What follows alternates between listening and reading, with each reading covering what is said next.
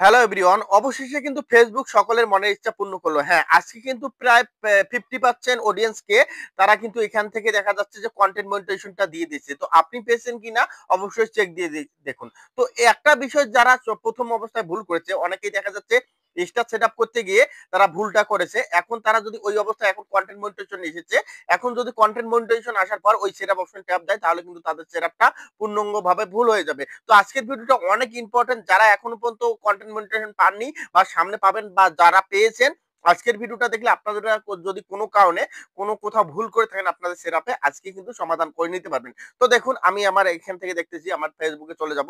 তো দেখুন আমি ফেসবুকে চলে আসলাম। ফেসবুকে চলে আসার পর এখান থেকে আমি যদি এখান থেকে হোম পেজে যাই, হোম পেজে যাওয়ার পর একটু রিফ্রেশ করি, এখানে কিন্তু আমার কন্টেন্ট মনিটাইজেশনটা দেখাবে। দেখুন জাস্ট আমার এখানে কিন্তু নোটিফিকেশন দিয়ে দিচ্ছে ফেসবুক যে আমি কন্টেন্ট মনিটাইজেশন পেয়ে গেছি। দেখুন এখানে কি বলতেছে দেখুন, জাস্ট ওয়েট। এই দেখুন এখানে আমার কিন্তু এই যে ইনভাইট প্রোগ্রাম, এই যে কনটেন্ট মনিটাইজেশন ইনভাইট প্রোগ্রাম আমাকে কিন্তু দিয়ে দিচ্ছে।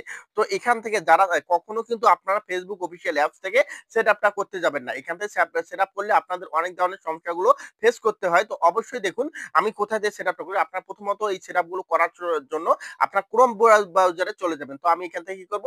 ক্রোম ব্রাউজারে চলে যাব। তো দেখুন আমি এখান থেকে ক্রোম ব্রাউজারে চলে আসলাম। তো ক্রোম ব্রাউজারে চলে আসার পর এখান থেকে আমি কি করব? এখান থেকে একটা নিউ ট্যাব নেব। নিউ ট্যাব নেওয়ার পর এখান থেকে আমি কি করব?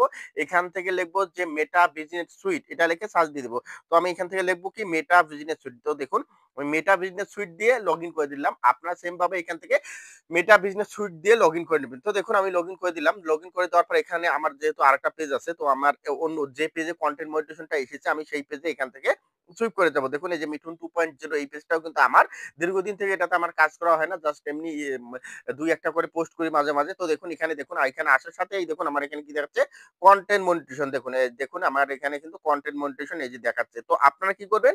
আপনারা এখান থেকে কিন্তু সেটআপটা করতে পারবেন। তো আমি একটা স্ক্রিনশট দিয়ে নিচ্ছি আমার সুবিধার্থে, যাতে আমি থাম্বনেল তৈরি করতে পারি। তো দেখুন কনটেন্ট মনিটাইজেশন চলে এসেছে। এখন আমি কি করব? এখানে গেট স্টার্ট এ আমি ট্যাপ করে দেব। তো গেট স্টার্ট এ ট্যাপ করে দিলাম। ট্যাপ করার পর এখান থেকে দেখুন, এখান থেকে কিন্তু ফেসবুক কি বলতেছে দেখুন, দেখুন এ এ দেখুন এখানে যে বিষয়টা দিয়েছে সেটা হচ্ছে যে এখানে কিন্তু আমাদের পে আউট সেটআপ, এই যে send pay out account setup এখানে কিন্তু অলরেডি কিন্তু আমার দেওয়া আছে। তারপর হচ্ছে এখানে কি বলতেছে, এখানে কন্টিনিউ করতে বলতেছে। তো আমি এখানে তাদের যে টিম অফ কন্ডিশন আছে তার সাথে আমি একমত পোষণ করব। একমত পোষণ করার পরে এখন এই যে সেটআপ অ্যাকাউন্ট যে অপশনটা আছে না?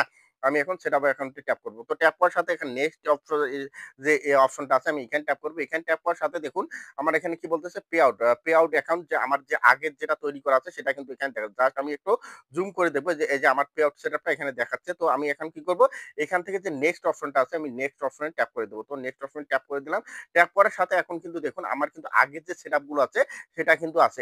এখন আপনারা কি করবেন? আপনারা যদি আগের সেটআপটা আছে তাহলে এখানে ডান করে দিবেন। আর যদি না মনে করেন যে আপনাদের সেটআপে কোন ধরনের ভুল আছে তাহলে কিন্তু এখান থেকে সেটআপ করবেন না। তাহলে আপনি কি করবেন? নিচে থেকে আপনারা এখান থেকে সেটআপটা করবেন। তো দেখুন আমি এখানে ডানে ট্যাপ করে দিলাম।